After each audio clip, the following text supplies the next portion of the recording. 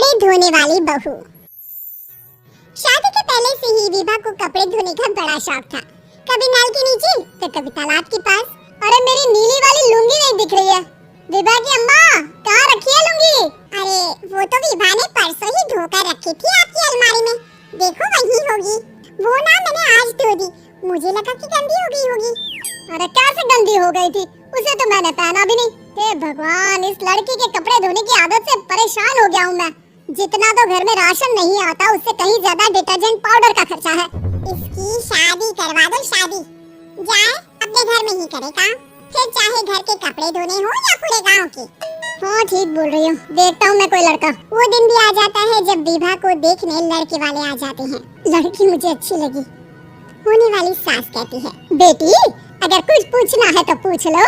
वैसे तो हमारी लड़की बहुत ही शर्मीली है, जो बोल दो वो मान लेती है, इसे क्या पूछना होगा। अरे कैसी बात कर रही हो माँ, मुझे इन लोगों के घर रहना है, सवाल तो कई है। हाँ हाँ बेटा पूछ लो ना, क्या पूछना है। आप लोगों के घर कपड़े कौन धोता है? सास का मुंह बन जाता है।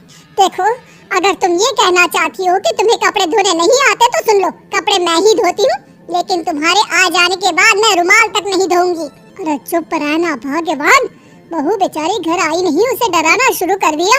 वो क्या है ना बिटिया, अभी तक तो ये कल्लू की माँ ही धोती थी, लेकिन अब तुम्हारे पापा तो दहेज में वॉशिंग मशीन देंगे ही।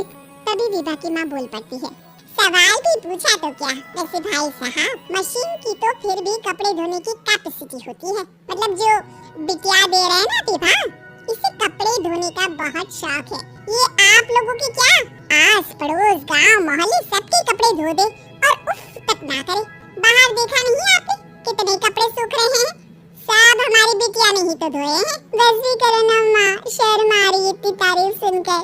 और तो एक दाग निकाल कर दिखाओ तो मान जाओ। हाँ अच्छा माफ करना बेटा, मैंने गलत समझा, हमें तो रिश्ता बहुत पसंद है। और ऐसे जुड़ जाता है रिश्ता कपड़े धोने का शौक रखने वाली विभा का। उसकी शादी हो जाती है कोयला फैक्ट्री में काम करने वाले कल्लू के साथ। शादी के बाद अचानक विभा चिल्लाती हुई सास के पास आती है, सासू माँ, अरे सासू माँ कहाँ हैं आप? ये तो धोखा है, धोखा दिया आप लोगों ने मुझे। इसे ससुर के चक्कर के बारे में पता चल गया। अरे तो उसमें तुझे क्यों धोखा मिला है? अरे नल में पानी नहीं आता, कपड़े कैसे कब धुलेंगे? अच्छा तू पानी नहीं आ रहा उसकी बात कर रही है? तो आपने क्या सोचा? कुछ नहीं।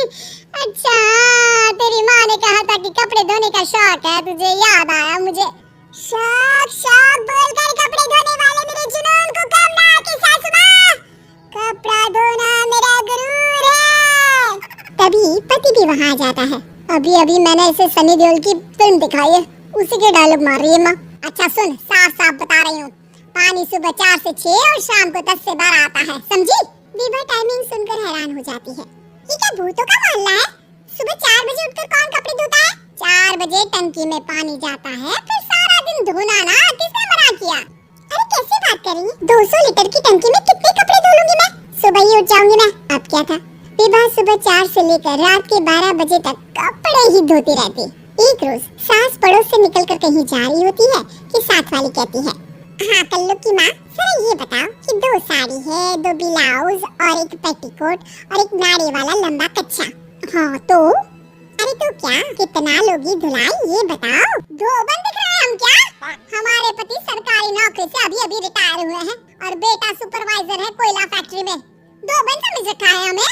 हाय रे कल्लू की अम्मा, माफ कर दो, वो तो मोहल्ले में यही सब बता रहे थे कि तुमने बहू को कपड़ा धुलवाने के काम में लगा दिया है।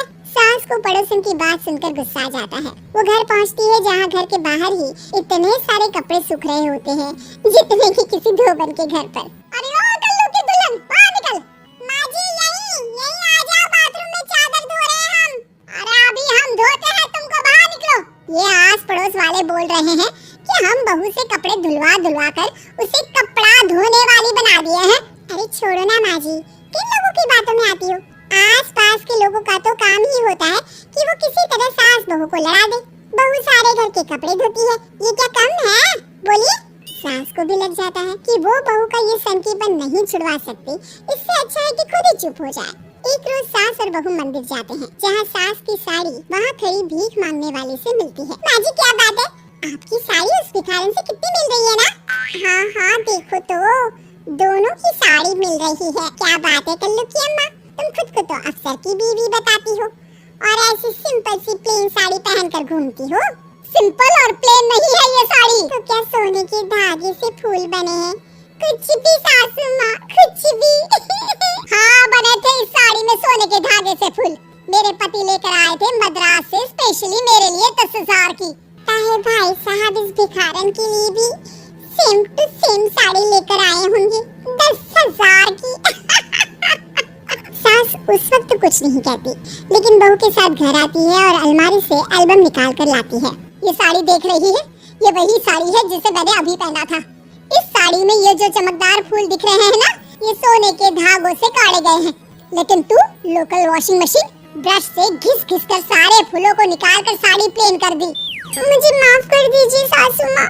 और तो और जब मैंने तुझे तेरी गलती के लिए कुछ नहीं कहा, लेकिन तूने तो सबके सामने मेरा मजाक ही बना दिया। क्यों? बहू को समझ में आ जाता है कि अब से उसका कपड़े धोना